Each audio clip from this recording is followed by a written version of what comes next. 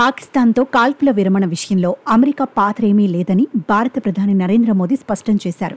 భారత్ పాకిస్తాన్ మధ్య ఉద్రిక్తతలను తామే ఆపామంటూ అమెరికా అధ్యక్షుడు డొనాల్డ్ ట్రంప్ ఇటీవలే పదే చెప్పడంతో దీనిపై తీవ్ర చర్చ నడిచింది.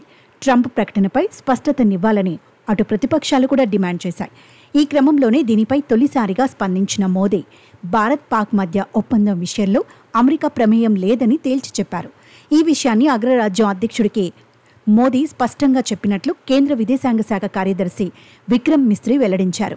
కాగా G7 శిఖరాగ్ర సదస్సు అనుబంధంగా ప్రధాని మోదీ ట్రంప్ మధ్య ద్వైపాక్షిక భేటీ జరగాల్సి ఉందని తెలిపారు. అయితే అమెరికా అధ్యక్షుడు ముందుగానే వెళ్లిపోవడంతో వీరు సమావేశం కాలేకపోయారని పేర్కొన్నారు. అనంతరం వీరిద్దరూ 35 నిమిషాల పాటు ఫోన్లో మాట్లాడుకున్నారని చెప్పారు.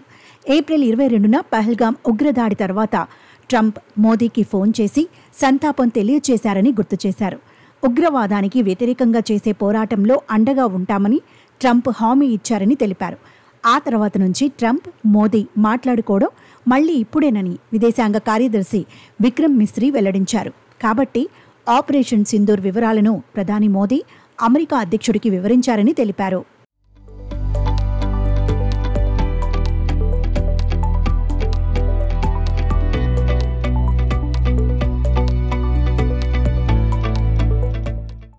పహల్గాం ఆపరేషన్ సింధూర్ పరిణామాల సమయంలో భారత్ అమెరికా మధ్య ఏ స్థాయిలోనూ వాణిజ్య ఒప్పందం గురించి చర్చలు జరగలేదని స్పష్టం చేశారు.